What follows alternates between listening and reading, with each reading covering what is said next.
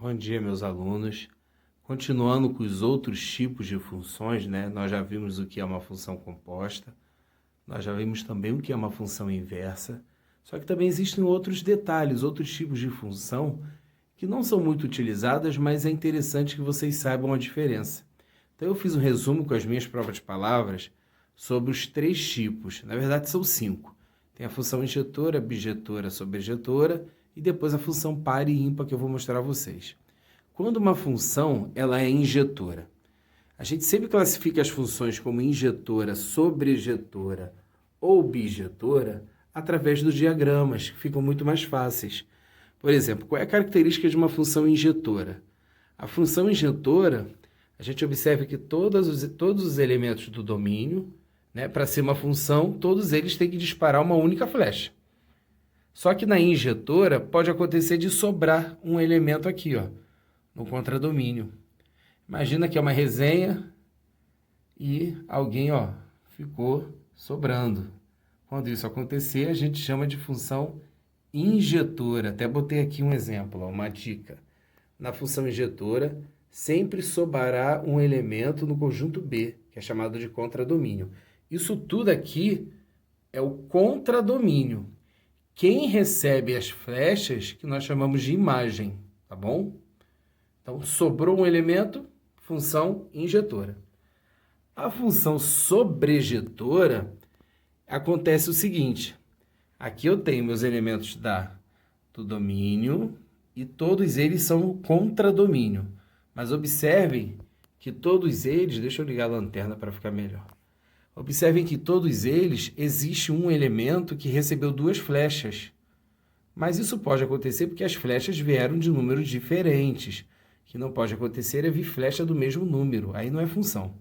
Então, quando isso acontecer, significa que... Vamos botar um exemplo assim mais clássico, mais fácil da gente entender. Imagine que é uma resenha e essa pessoa aqui acabou, ó, tendo contato com 2 pessoas ao mesmo tempo. Eu costumo falar assim para ficar fácil o entendimento, né? Não me leve a mal.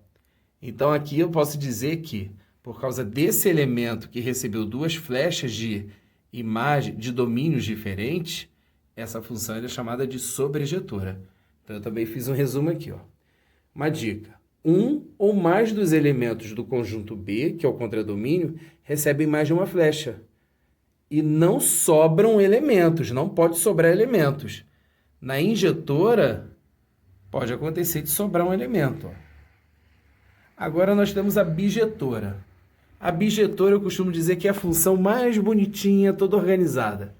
Todos os elementos do domínio, que é o conjunto A, todos eles se relacionam uma única vez com os elementos do contradomínio, que é o conjunto B. Então, esses elementos que recebem flecha também são chamados de imagem. Então, eu costumo dizer que é a função bonitinha, ó. Todos os elementos do conjunto A se relacionam uma única vez com os elementos do conjunto B.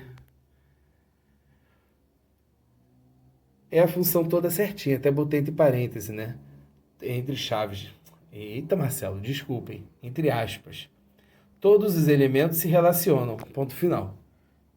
É onde a gente fala muito da função inversa. A função inversa ela é sempre relacionada com a função bijetora. Tá bom? Então, é só para uma questão de classificação, para vocês saberem diferenciar. Quando é uma injetora, ó, o que acontece com a injetora? Geralmente, ó, sobra um elemento no contradomínio. A sobrejetora, o que acontece? Não sobra ninguém no nosso contradomínio, mas algum ou alguns desses elementos acabam recebendo mais de uma flecha. Claro que de elementos diferentes aqui do domínio. Aí ela é sobrejetora.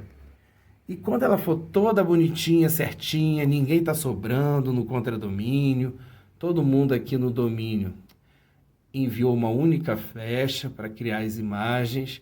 Quando ela é toda bonitinha, toda certinha, nós chamamos de função bijetora. Tá? Daqui a pouquinho eu vou mostrar para vocês agora quando uma função é par e quando uma função é classificada como ímpar.